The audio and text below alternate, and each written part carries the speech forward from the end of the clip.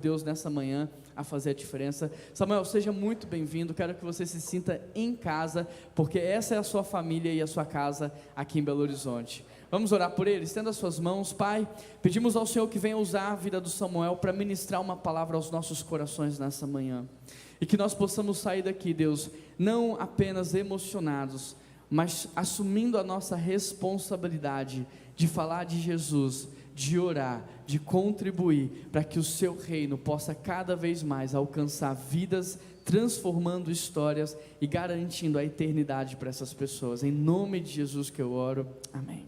Amém. Amém. Muito obrigado, pastor Juan. Irmãos, que privilégio estar com vocês nesta manhã.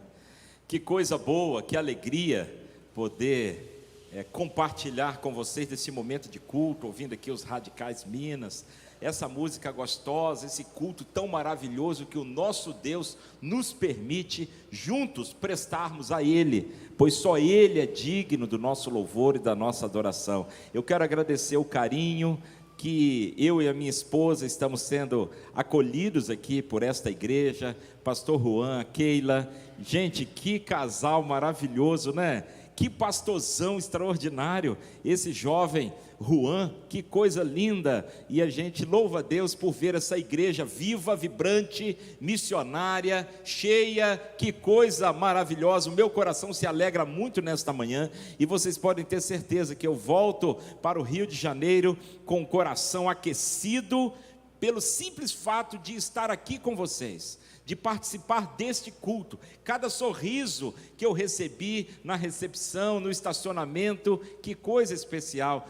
Deus abençoe a vida desta igreja poderosamente, em nome de Jesus. Eu trago o abraço do nosso diretor, pastor Fernando Brandão, tanto ao Juan, sua esposa, como a toda a igreja sinta-se aí abraçada pelo nosso querido diretor, pastor Fernando Brandão, e também por todos os missionários, pastor Otílio, nossa família Missões Nacionais, com cerca de 1000 missionários espalhados por este Brasil afora, e todos sustentados pelas orações, pelo cuidado, pelo carinho, pela oferta desta igreja e das igrejas batistas de todo o Brasil. Então, recebam aí o abraço carinhoso de toda a nossa família missionária. E eu quero convidar você a abrir a sua Bíblia, por gentileza, no Evangelho de Marcos, no capítulo 6, eu quero fazer uma leitura devagarzinho, para a gente ir lendo e acompanhando, refletindo, conversando, meditando nesse texto da boa, poderosa, infalível palavra de Deus. Marcos capítulo 6, eu quero ler com vocês a partir do verso 30, que é um texto muito, muito conhecido de todos nós e que servirá para a nossa meditação nesta manhã. Diz assim: os apóstolos reuniram-se com Jesus e contaram-lhe tudo o que haviam feito e ensinado. Se a gente voltar um pouquinho atrás, ainda no capítulo 6, o verso 7, Jesus entrega uma missão aos discípulos para que eles fossem de dois em dois e realizassem uma obra evangelística naquele lugar, e eles vão e eles voltam, e quando eles voltam alegres, felizes, porque Deus usou a vida deles de uma forma muito especial, e eles voltam contando aquilo para Jesus com muita alegria, compartilhando tudo quanto eles haviam feito e ensinado. Verso 31, e Jesus lhes disse: acompanhai-me a um lugar deserto, descansai um pouco, porque os que iam e vinham eram muitos, e eles não tinham tempo nem para comer. Então, esse verso nos mostra a dinâmica do ministério do Senhor Jesus, a correria, a agenda cheia, a pressão popular, aqueles que vinham, aqueles que queriam conversar, aqueles que queriam uma resposta, aqueles que queriam um ensinamento, e eram tantas pessoas que iam e vinham, que o texto diz que eles não tinham tempo nem para comer, e Jesus querendo ensinar lições preciosas para aqueles discípulos, lições estas que foram fundamentais para a formação do caráter cristão, espiritual deles, como apóstolos do cristianismo, mas que são lições preciosas para a nossa vida hoje também.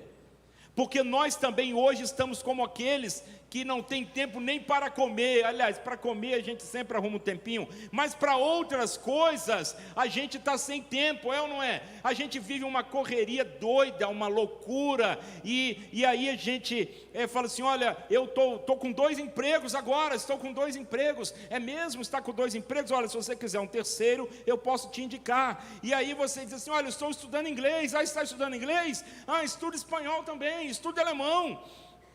E aí sempre vinha aquela pergunta, e você tem ido à academia, você tem caminhado, e é tanta coisa, são tantas cobranças, que às vezes as coisas não cabem mais na nossa agenda, e a gente fica nessa dinâmica de uma agenda tão cheia, com tantas atividades, que a gente perde às vezes a noção daquilo que é o principal, do que Jesus deseja que nós façamos. E Jesus chama os discípulos para um lugar deserto, porque intencionalmente o Senhor Jesus queria compartilhar com eles uma lição muito preciosa.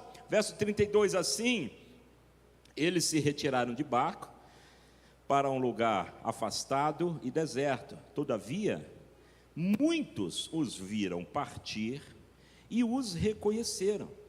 E vindo de todas as cidades, correram a pé para lá e chegaram antes deles.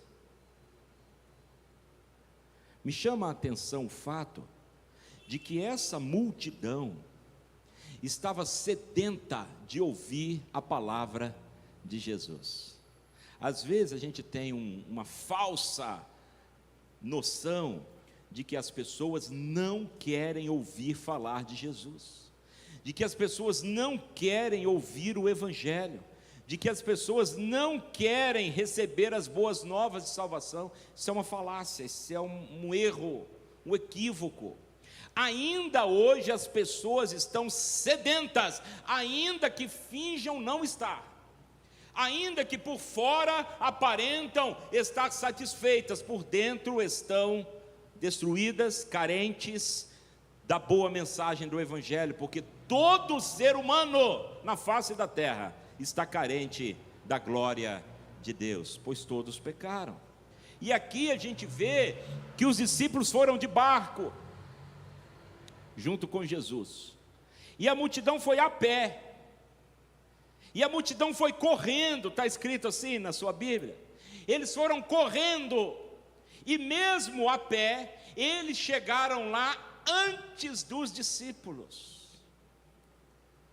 Tamanha a fome espiritual daquele povo. Até aqui, Jesus não havia multiplicado pães, ele vai multiplicar neste episódio. Mas até aqui, ele não havia multiplicado pães e nem havia feito tantas aparições de sinais e essas coisas. Então isso nos mostra que aquelas pessoas estavam ali de fato sedentas por ouvir o Evangelho de Jesus, acerca do reino.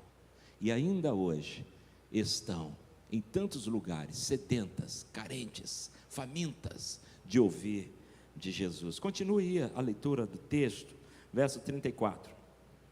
Ao desembarcar, Jesus viu uma grande multidão e teve compaixão dela,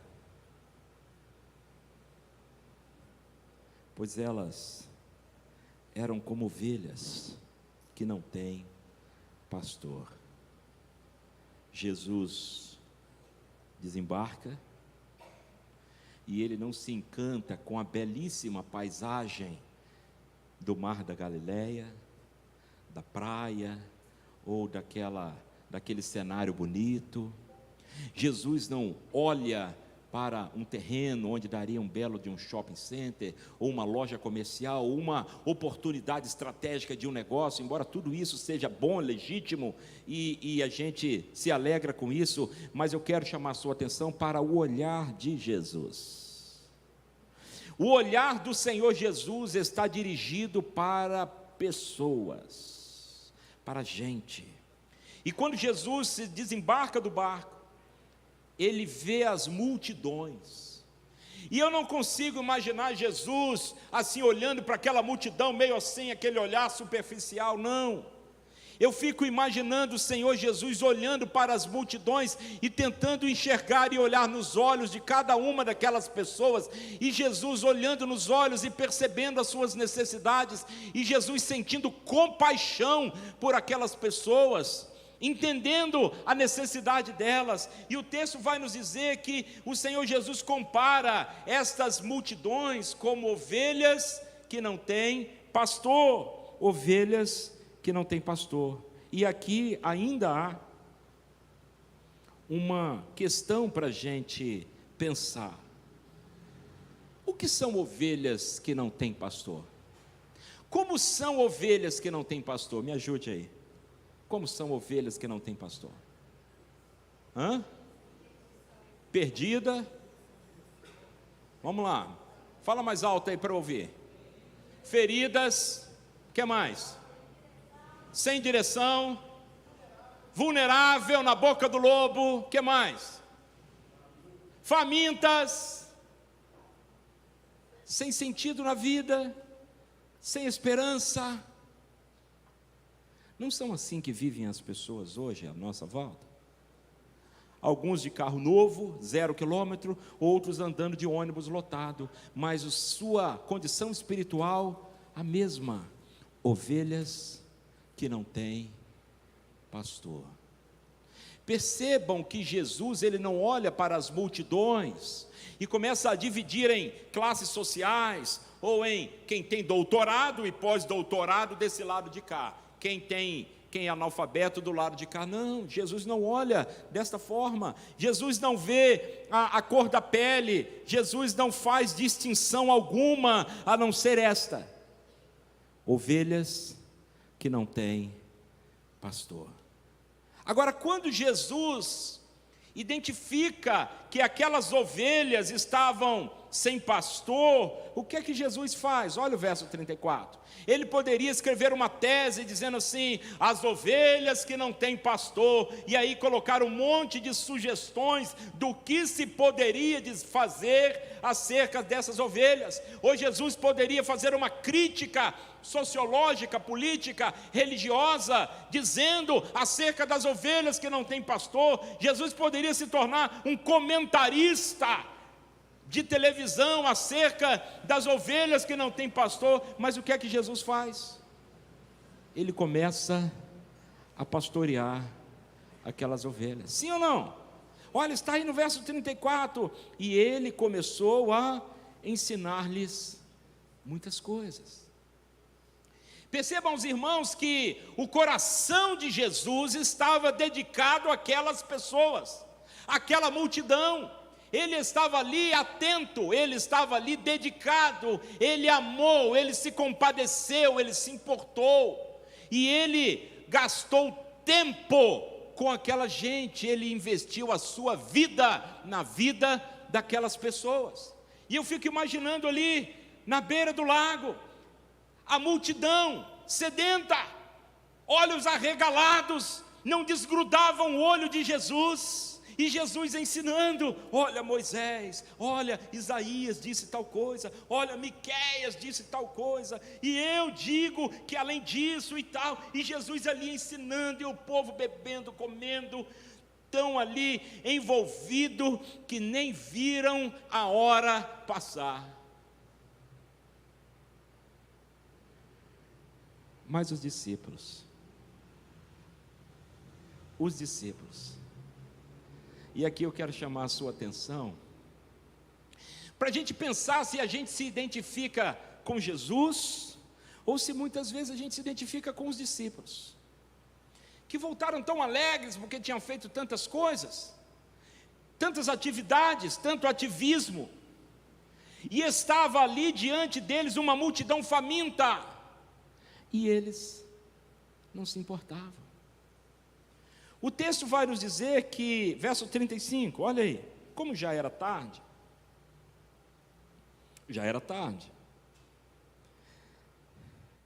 os seus discípulos aproximaram-se dele e disseram: Senhor, o lugar é deserto, e já é muito tarde, manda embora esse povo, para que possam ir aos campos e povoados em redor e comprem algo para comer. Imagine a cena comigo. Imagine que a multidão faminta, ouvindo, olhos arregalados, ouvidos atentos, Jesus empolgado, ensinando, pregando, curando, abençoando, aconselhando, um casamento restaurado, um filho que estava perdido, e ele ali ensinando e empolgado. Aí chega o discípulo por trás, puxa a camisa dele assim: Jesus, oi, faz um favorzinho, Jesus, só um pouquinho. E Jesus lá empolgadão, hein? Empolgado, pregando. Aí, Jesus, o senhor já viu a hora? Está tarde, está muito tarde. Jesus, olha a multidão. A gente não tem como cuidar dessa multidão. Jesus, na verdade, essa multidão, eles nem são da nossa igreja. Vamos fazer o seguinte, Jesus, manda esse pessoal embora. Olha só, manda esse pessoal embora. Nós não temos nada a ver com eles. E cada um que se vire para comer pelo caminho. Foi a proposta, foi ou não foi? Foi ou não foi, gente? Foi a proposta deles, dos discípulos, os futuros apóstolos. Aí Jesus não deixa barato não. Verso 37, Jesus disse assim, Jesus lhe respondeu: dá-lhes vós de comer. Jesus está chamando a atenção daqueles discípulos para um fato muito importante. E aqui eu quero aprender uma lição com vocês, que é um negócio assim muito profundo, viu? Vocês prestem muita atenção, porque é um negócio filosófico. Um negócio aqui você tem que pensar muito. Vamos lá? Prestando atenção? Não fazer é mais fácil do que fazer. Difícil, não é? Não fazer nada é mais fácil do que fazer. Porque para não fazer, basta não fazer. Fazer dá trabalho. Fazer gera críticas. Fazer nem sempre atende a todas as expectativas. Agora, não fazer é fácil demais. Basta não fazer. Quando a gente se dispõe a fazer, a gente se expõe, a gente corre riscos. Sim ou não? A gente corre riscos. Será que vai dar certo? Será que vai dar tempo? Será que vai ficar do jeito que a gente está pensando? Agora, não fazer, gente, não fazer é muito bom. Era a cabeça dos discípulos. Senhor, o mais fácil aqui é não fazer nada. Olha, quando o pastor Juan chegar aqui com essas ideias doidas, malucas dele, querendo fazer um monte de coisa em ONG e não sei o que lá, vocês viram para ele e falam assim: pastor, não fazer é mais fácil do que fazer. Mas eu já sei até o que ele vai responder. Você sabe também, né? Vale a pena fazer. E o que Jesus está ensinando para os seus discípulos aqui é que nós podemos fazer mais. Percebam que eles já tinham voltado daquela missão que o Senhor deu a eles de ir de 2 em 2. Mas mesmo assim Jesus não dá refresco. Dá-lhes voz de comer. Nós podemos fazer mais. Guarde essa primeira lição no seu coração aí. Por mais que a gente pense que já tenha feito muito, nós podemos fazer mais. Só que aí, eles perguntaram, verso 37,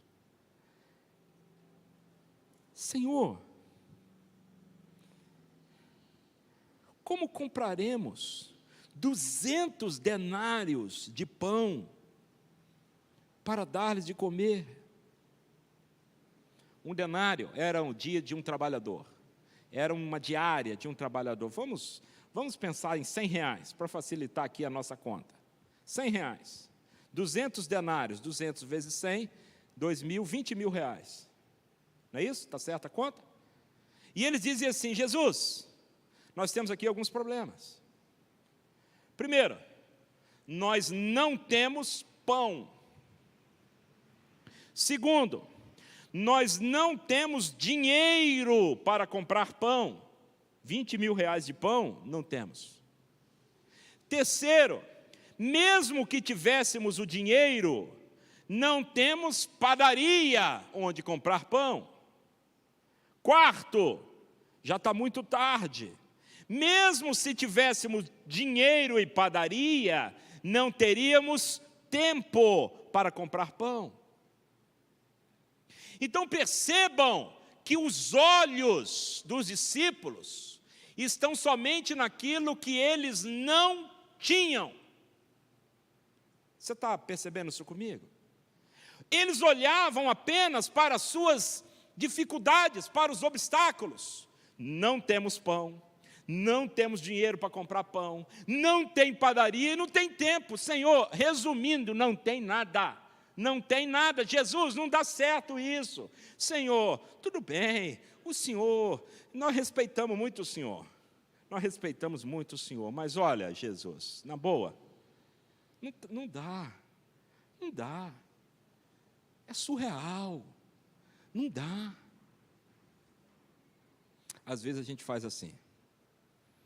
A gente só olha para as nossas dificuldades, para as nossas limitações, para os nossos problemas. A gente olha para aquilo que a gente não tem. Olha, se eu tivesse hoje $1 milhão, eu ia dar uma oferta generosa para o Radical Minas. Se eu tivesse, mas eu não tenho. Eu só tenho R$100, então também não dou nada. Porque eu olho para o que eu não tenho. Ah, se eu tivesse uma saúde de ferro. Ah, se eu tivesse meus 18 anos. A gente até canta um hino. Ah, se eu tivesse 1000 vozes. E eu entendo a poesia do hino, linda. Só que a gente às vezes interpreta errado. Bom, se eu tivesse 1000 vozes, eu encheria o Brasil. Mas como eu só tenho uma, também não falo nada.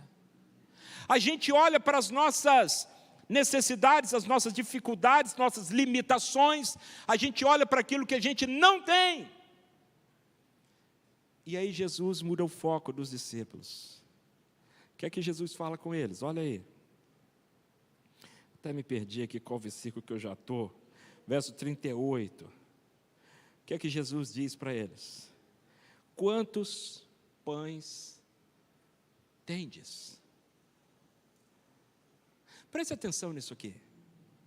Jesus não quer saber do que eles não têm. Jesus quer saber, na verdade, ele já sabe, ele quer mostrar para eles aquilo que ele tem, ou eles têm. Sabe por quê? Porque Jesus nunca vai usar uma coisa que eu não tenho. Vai? Não. Ele vai me usar numa coisa que eu não tenho? Não. Ele vai usar a mim e a você e a cada um de nós, usando aquilo que nós temos. Então pare de olhar para o que a gente não tem. Você lembra de Moisés? Moisés está lá diante da sarça ardente, a sarça pegando fogo e não se consumia. Deus aparece para Moisés. E aí, Deus manda Moisés para o Egito. Vocês conhecem a história. Aí Moisés começa a arrumar desculpas. Senhor, eu sou gago. Senhor, eu estou fugindo do Egito. Senhor, eu não sei falar. Manda Arão, Arão é bem melhor do que eu. E aí, qual é a pergunta que Deus faz para Moisés? Você lembra? Deus pergunta para Moisés assim: o que é que você tem em suas mãos? Lembra? Moisés era pastor de ovelha. Estava ali cuidando de umas ovelhas que nem dele era do sogro. Ele era um pastor que nem ovelha tinha. Eram as ovelhas do sogro. Mas ele tinha uma coisa, uma vara. E Deus pega o que ele tinha, uma vara de pastor. O que você tem na sua mão, Moisés? Uma vara.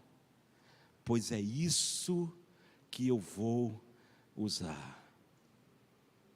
Aí você pensa assim: Senhor, é para eu dar uma varada na cabeça do faraó? Não, não é isso não. Joga a vara no chão, a vara vira cobra. Pega a cobra pelo rabo. Ninguém pega a cobra pelo rabo, né? Pega a cobra pelo rabo, ela vira vara. Quando a gente lê o texto do Êxodo, na verdade todo o Pentateuco, você vai ver que Moisés não larga daquela vara. Não que seja uma vara mística, não é isso. Mas aquela vara para Moisés era uma âncora, era um referencial, era uma lembrança, era um memorial de que Deus o chamou. Quando ele vai atravessar o Mar Vermelho, o que é que ele faz? Coloca a vara e o mar se abre. Deus nunca vai usar o que você não tem. Deus vai usar aquilo que você tem. Aí a gente tem uma segunda lição. A primeira, vocês lembram? Nós podemos, vamos juntos fazer mais. Vamos lá? Nós podemos. A segunda é: nós podemos dar mais. Nós podemos dar mais. Independente da nossa circunstância financeira, de saúde, o que for, nós podemos dar mais. Pare de olhar para o que você não tem. Olhe para o que você tem. Quantos pães tendes? E Jesus está completo. Olha o verso 38, ele diz assim: ide ver. Ide ver. Para de olhar para o que você não tem. Em outras palavras, Jesus está dizendo isso. Vá ver o que você tem. E eles se informaram. E tinha lá um rapaz que tinha 5 pães e 2 peixinhos. O Evangelho de João, narrando esse episódio, nos dá mais alguns detalhes de que havia um menino, e aquele menino procura André. Seu André, eu tenho aqui um lanchinho, eu tenho uma teoria, que você não vai achar em comentário bíblico nenhum, é teoria minha. Eu tenho uma teoria de que aquele menino era gordinho, porque pense bem, 5 pães e 2 peixinhos na mochila, devia ser gordinho, é cabeça de gordinho, tipo eu assim, 5 pães e 2 peixinhos, e ele, como um bom gordinho, se a minha teoria estiver certa, ele poderia, quietinho, ir lá atrás da árvore, para quê? Para comer o pãozinho dele, para comer o peixinho dele. De quem era o pão? Era dele. De quem era o peixe? Era dele. Ele poderia comer tudo sozinho, sim ou não? Poderia, era dele. Mas ele procura André. E diz para André assim: seu André, isso não está no texto, isso estou imaginando. Seu André, está aqui o meu lanchinho. Eu quero dar para Jesus. Eu sei que é pouquinho, quase nada, mas eu quero dar para Jesus.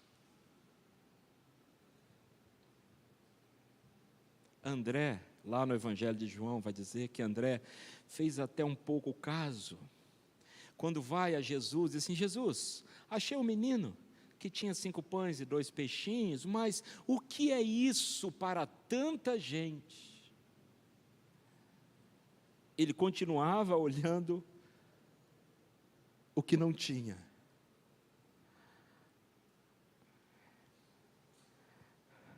Verso 39, Jesus ordenou que fizessem se sentar em grupos sobre a grama verde, e eles se sentaram em grupos de 100, de 50, e tomando os 5 pães e os 2 peixes, Jesus ergueu os olhos aos céus, abençoou os pães e os partiu, e em seguida entregou-o aos seus discípulos para que os servissem, e também repartiu os 2 peixes para todos. Verso 42, e todos comeram e ficaram satisfeitos.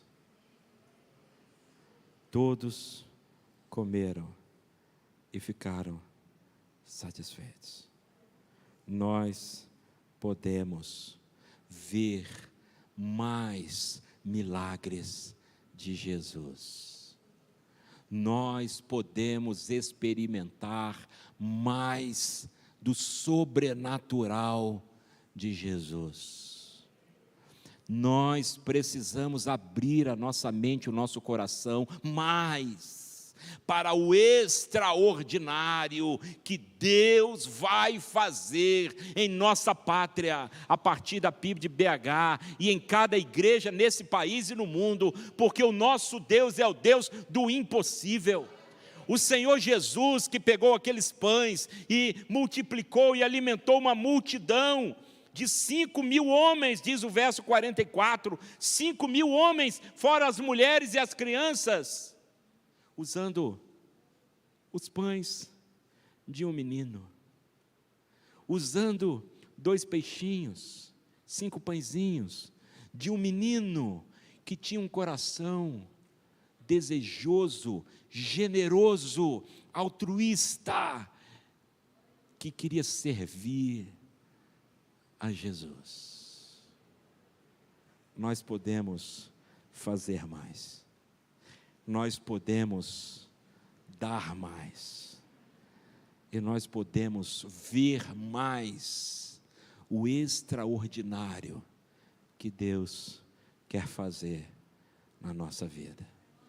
O verso 43 tem uma curiosidade, que eles recolheram 12 cestos, cheio de pedaço de pão e peixe.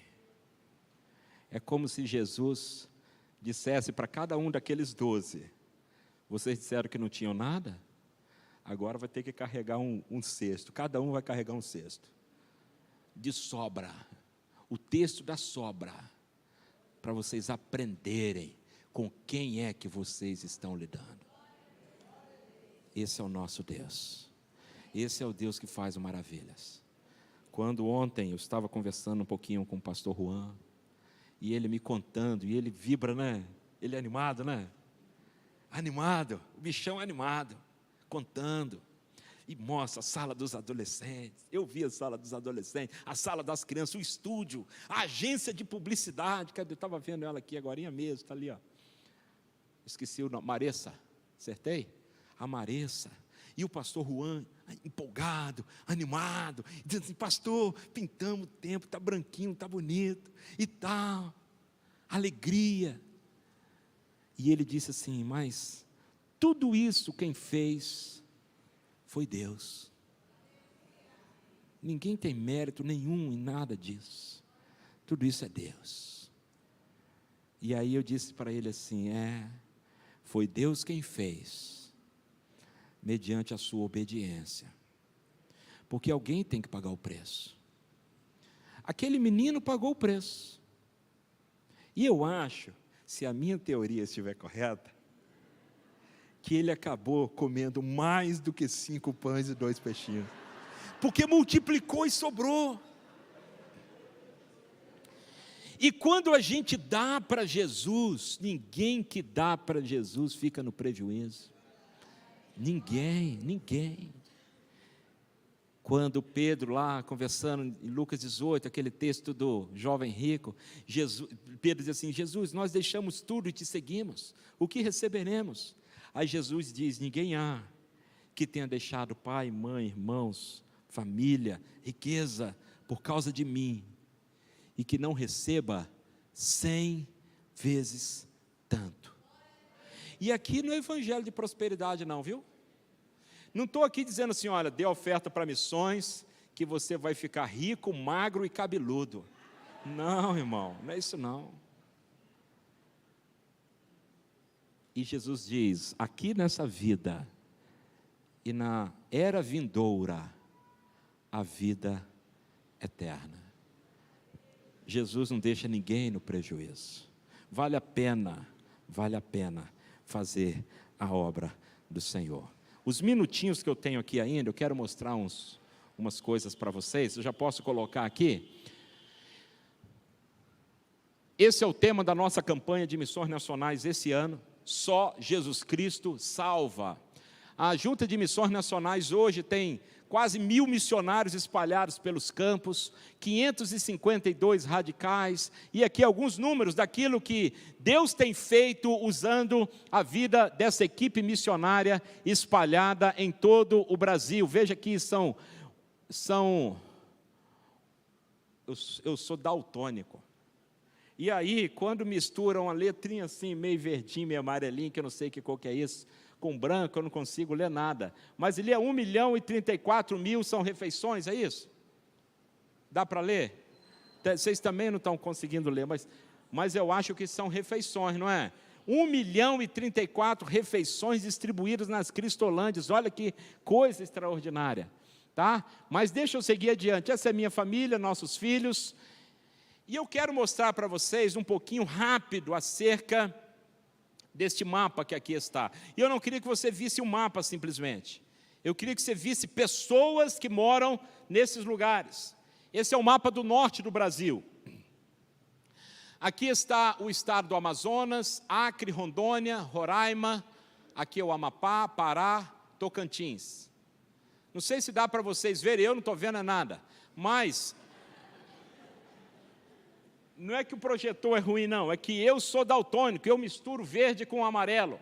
Mas onde está o verde, significa que essa cidade ela tem, esse é um recorte de igrejas batistas, significa que neste município existe pelo menos uma igreja batista para cada 10.000 habitantes.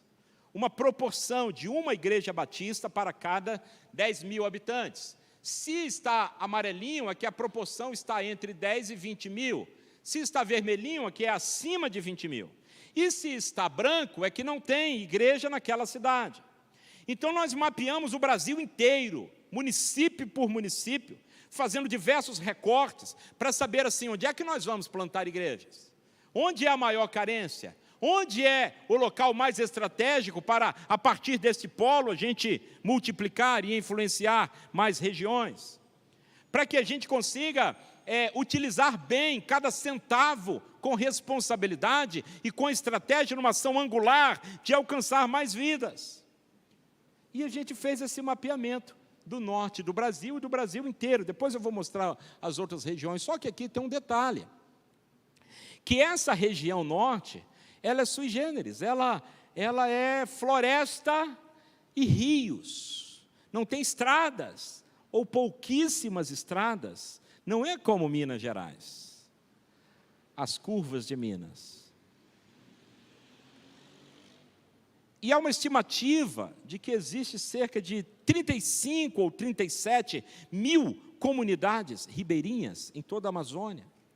E dessas comunidades, uma estimativa de que 10.000 não tem nenhuma presença cristã, nem evangélica, nem católica, nem nada.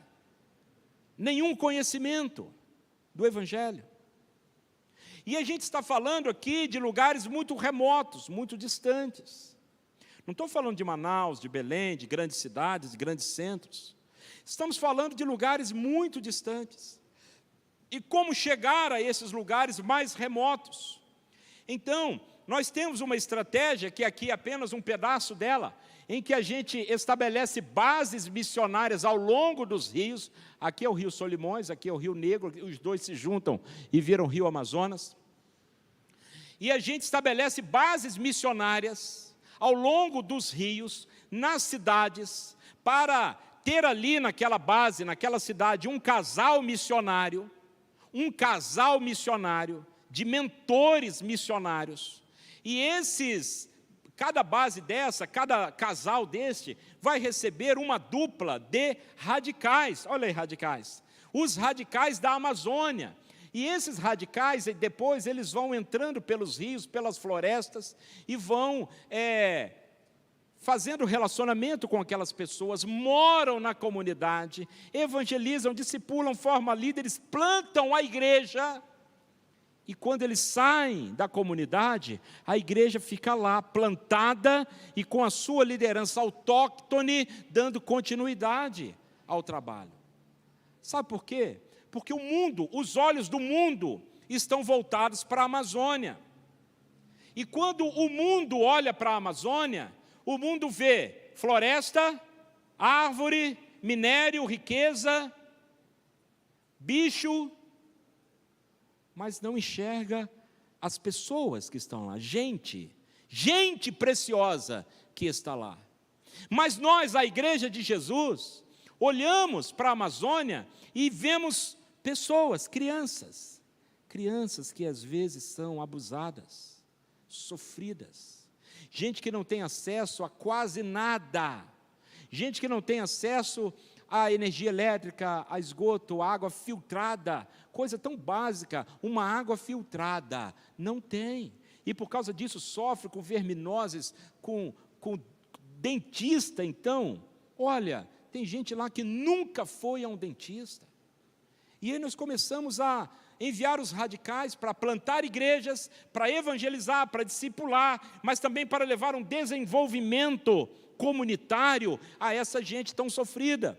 E ali, a gente tem, então, como proposta dos batistas brasileiros, um projeto chamado Projeto Amazônia, onde nós formamos os radicais. Isso aqui é uma turma dos radicais da Amazônia, um encontro dos radicais da Amazônia. Hoje são mais de 160 radicais na Amazônia, trabalhando de 2 em 2, menino com menina, menino com menino, menina com menina. E eles vão em duplas para as comunidades, e eles passam nesse lugar que é o Centro de Formação Missionária, um sítio que nós temos, é da primeira igreja, é nosso, é dos batistas brasileiros, e esse lugar no meio da selva, é onde nós treinamos os missionários para irem às comunidades ribeirinhas. Aí a gente ensina Novo Testamento, Antigo Testamento, hermenêutica, pregação, evangelismo. Só que a gente ensina também como sobe no pé de açaí, como pilotar o barco, como conserta o motor do barco. Porque imagina, o radical está atravessando o rio de noite, o motor do barco dá um defeito. O conhecimento de Antigo Testamento não vai ajudar. Ele precisa aprender como consertar o motor do barco, desafogar o motor do barco. E é muito interessante a gente ver meninas, especialmente meninas, e eu tenho 2 filhas, a gente vê aquelas meninas de 19, 20 anos, entrando no barco, no barquinho, numa canoinha, e ganhando aquele riozão de noite às vezes. Assim, meu Deus, toma conta, Jesus amado. A gente fica com o coração apertado, e Deus tem abençoado tanto a vida desses meninos e meninas. E a gente tem o barco missionário. Esse barco aqui, sabe de quem é? É da primeira igreja de Belo Horizonte. Aliás, o Zé Antônio, que estava dando testemunho com a Ana Paula, é o comandante do barco. E o pastor Juan precisa ir comigo lá nesse barco. O que vocês acham? Vamos fazer uma assembleia rápida aqui? A proposta, apoio, não há discussão. Os favoráveis digam sim, contrário não há. Então está, pastor, 5 a 10 de junho, aquele já deixou também, né, Keila? Se aquele não deixar, o negócio complica. 5 a 10 de junho, pastor Zimar, vamos também. É uma viagem para pastores, essa de 5 a 10 de junho é viagem para pastores. Mas qualquer pessoa, médico, dentista, enfermeiro, estudante, professor, idoso, jovem, qualquer um pode ir e participar e ver de perto o que Deus está fazendo na Amazônia. Esse lugar aqui, a gente realizou os batismos, olha aqui, e se você observar, você não vê a outra margem do rio, de tão grande que é. E a gente às vezes faz os batismos ali mesmo, às margens do rio Solimões, ou do rio Negro, ou do rio Amazonas. E a turma do barco ali olhando, está vendo? Imagina você aqui, ó, vendo os batismos aqui. Vamos lá para você conhecer o que é que Deus está fazendo. E aqui a gente tem a fila dos atendimentos médicos e odontológicos. E a gente leva médicos e dentistas. Eu estava numa comunidade, junto com o pastor Fernando. E a primeira viagem que nós fizemos, nós levamos roupa, calçado, cesta básica. E para as crianças? Para a criança nós levamos bala, pirulito, chiclete, só coisa que dá cárie. E aí quando a gente chegou lá, a gente viu as crianças com os dentes todos cariados. Aí, o dentista que foi um casal de dentistas conosco, só arrancando dente. Irmãos, era uma arrancação de dente o dia inteiro. E aí, de noite, a gente faz aquele momento de compartilhamento, e eles diziam assim: olha, hoje eu arranquei 38 dentes. Aí no outro dia, hoje eu arranquei 45 dentes. Uma arrancação de dente. Aí o pastor Fernando me chamou no cantinho e falou assim: pastor, está errado isso. Nós vamos vir aqui só arrancar o dente dos meninos e eles vão ficar banguela? Nós temos que trabalhar na prevenção. Nós temos que ter aqui, pastor, um dentista missionário. Aqui. Eu falei assim: é verdade. Precisa mesmo. Pastor Fernando, mais ou menos assim, como é que eu faço para arrumar um dentista que queira vir para cá, hein? Aí ele falou assim: ora que Deus manda. Passada um ano e meio, mais ou menos, a gente estava numa outra viagem, aí estava um outro casal de dentistas, já era um outro casal. E aí esse casal, lá de São Paulo, dono de uma clínica odontológica, um negócio assim, lindíssimo, os caras ganhando dinheiro, trabalhando, empreendendo, tinha vários dentistas trabalhando para eles. Aí eles me chamam no cantinho assim, naquela lateral do barco, aí eu fui lá. Aí eles falaram assim: o André e a Germana. Aí eles disseram assim: pastor, nós estamos vindo para Manaus, estamos vindo para a Amazônia. Aí eu pensei assim: ô glória, deve ser ou pelo exército, ou pela marinha, alguma coisa é. Aí assim: vocês vão vir como? Como é que vocês vão vir para cá? Aí eles falaram assim: não, nós vamos ser missionários aqui. Aí eu falei assim: é? Aí eu já fiquei triste, falei assim: perdi, vai vir com outra agência. E vocês vão vir com qual agência missionária? Aí eles sorriram e disseram assim: missões nacionais, ué. Aí eu falei assim: é? Estou sabendo não. Pois é. Aí, porque na viagem missionária é um negócio muito impactante, dá vontade de você tirar a roupa do corpo para dar para as pessoas. Aí eu falei assim: gente, isso é emoção pura. Aí eu falei assim: André, você sabe quanto é que ganha um missionário? Você vê, eu estava igualzinho o discípulo, né? Olhando só a dificuldade.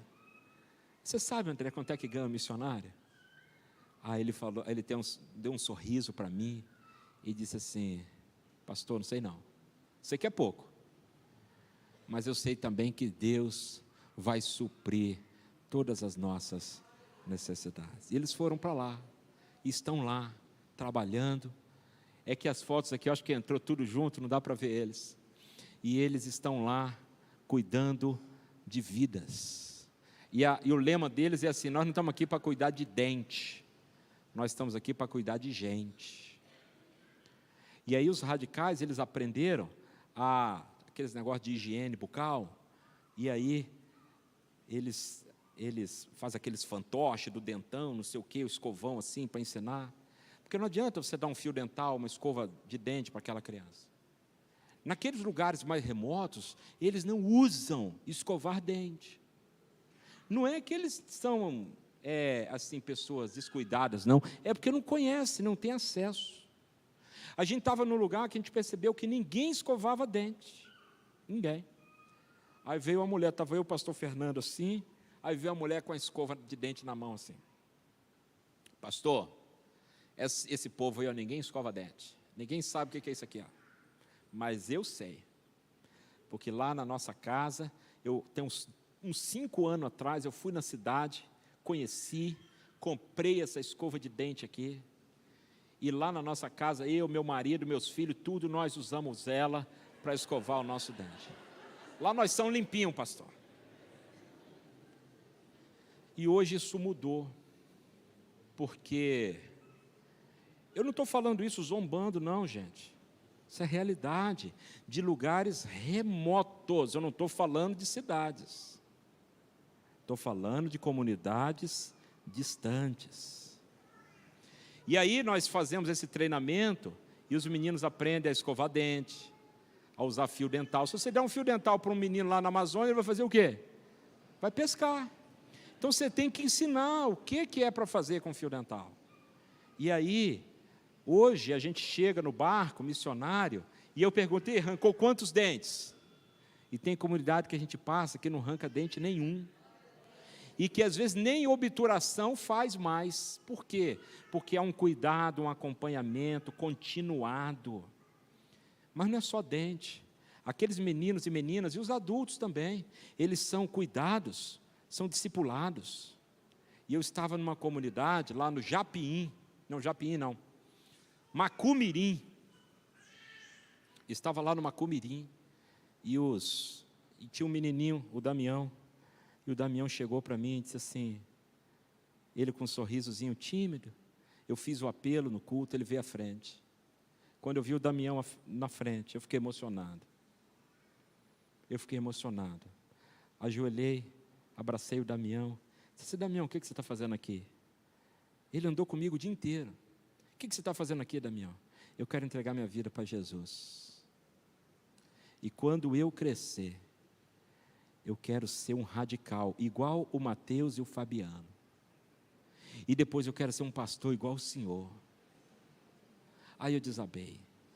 Mas você vê a nossa responsabilidade de influenciar essas crianças. Deixa eu passar que meu tempo já acabou. E aqui só para vocês terem uma ideia de como é uma comunidade ribeirinha. Está vendo? O pessoal vai chegando Isso é o culto, ó. O pessoal vem chegando nos barquinhos, quando vê, a igreja está cheia. Olha que coisa boa. Aqui é o Nordeste, mesma ideia, mesma lógica de plantação de igrejas. E aqui, veja bem, é um templo. O que vocês acharam aí? Olha aí, olha o ar-condicionado, bonito, né? Olha que bancada, olha que sistema de som, tudo muito simples, mas olha como fica no dia do culto. Gente sendo alcançada pela pregação do Evangelho. Isso foi um culto que nós fizemos lá, todo mundo se converteu aquele dia, entregou a vida para Jesus. E aqui são os radicais do Nordeste, a mesma coisa, mesma estratégia, os radicais sertanejos, que estão lá também plantando igrejas. E como nós temos o barco da Amazônia, nós temos a carreta no sertão. E essa carreta onde chega é uma festa, consultórios odontológicos, consultórios médicos. Eu queria tanto ver a PIB de Belo Horizonte, lá no sertão, pastor Juan pregando no palco da carreta, os médicos, os dentistas, os enfermeiros, os irmãos trabalhando, atuando, abençoando o nosso sertão. Aqui está o Sudeste, olha, ó Minas Gerais, carência também, olha o tanto de vermelhos e brancos em Minas. Calma aí, Samuel, não é minha afoba não. Aqui São Paulo, Rio de Janeiro, Espírito Santo, e Deus tem feito coisas maravilhosas no Sudeste. Aqui o Centro-Oeste do Brasil, também, olha, as necessidades. E aquilo que Deus tem feito lá no Radical também, Radical Pantanal. Vou parar por aqui, pastor Juan, não vou nem mostrar o Sul para vocês. Eu ia mostrar o Sul, mas não vou mostrar, eu acho que a primeira igreja não dá conta não. Pode mostrar?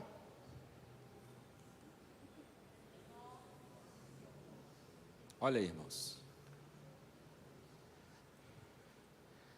Aí você pensa assim, o Sul é um local alcançado pelo quê? Carente do Evangelho. Muitas igrejas luteranas, não, a luterana é crente, a maciça maioria é nominal, cultural. Vai na igreja luterana 3 vezes, quando nasce, quando casa e quando morre. Vidas vazias, e nós precisamos ir lá e anunciar o Evangelho. E nós temos um projeto para o sul do Brasil, mesma dinâmica, os polos de plantação de igrejas, com os nossos radicais sul, os nossos radicais que estão lá, plantando igrejas, fazendo diferença, batizando pessoas, discipulando, formando líderes, mudando a realidade do nosso Brasil.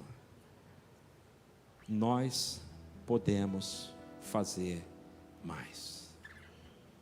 Nós podemos dar mais oferta, mais vida, mais do nosso tempo, mais dos nossos talentos.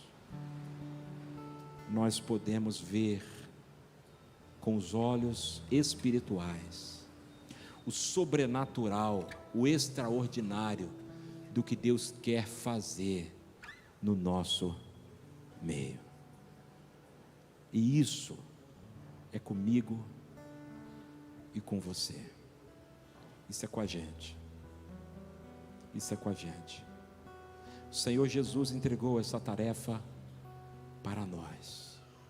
É nossa tarefa, é nossa responsabilidade. Dá-lhe voz de comer. Feche os seus olhos, curva a sua cabeça. Eu queria convidar você a apresentar a sua vida agora diante do Senhor como resposta. A sua vida como resposta ao Senhor nesta manhã. Senhor, eis-me aqui. O que eu tenho, não o que eu não tenho. O que eu tenho. As minhas limitações, você nem precisa dizer para Jesus, que Ele já sabe. Mas diga para Jesus aquilo que você tem. E que nesta manhã você quer colocar diante dEle, para ser usado por Ele, para ver o sobrenatural, o extraordinário, que Deus quer fazer, já começou e quer fazer ainda muito mais, aqui na PIB de BH, aqui na PIB de BH, no estado de Minas, Radicais Minas, no Brasil, no sertão, na Amazônia, no sul, entre as tribos indígenas, em cada canto desse país, e até os confins da terra. Mas eu queria te convidar para você se colocar à disposição do Senhor, dizendo assim: Senhor, eu quero ser usado, usa a minha vida, Senhor, eis-me aqui, Senhor, toma aqui, Senhor, é tão pouquinho que eu tenho, Senhor, é tão pouquinho, mas é de coração, toma aqui, 5 pães e 2 peixinhos, toma aqui, Senhor, usa, como só o Senhor pode usar. Deus ouve a nossa oração, ouve o nosso clamor, atende ao nosso clamor, salva o Brasil, salva Minas, salva BH, mas usa as nossas vidas, Senhor, nos dá o privilégio de ser um instrumento nas Tuas mãos, para aquilo que o Senhor já está fazendo, e tanto que o Senhor ainda fará. Usa-nos poderosamente, em nome de Jesus, amém e amém. Obrigado, pastor Samuel, por essa palavra maravilhosa. Queridos, hoje nós estamos lançando o nosso Hug Missionário.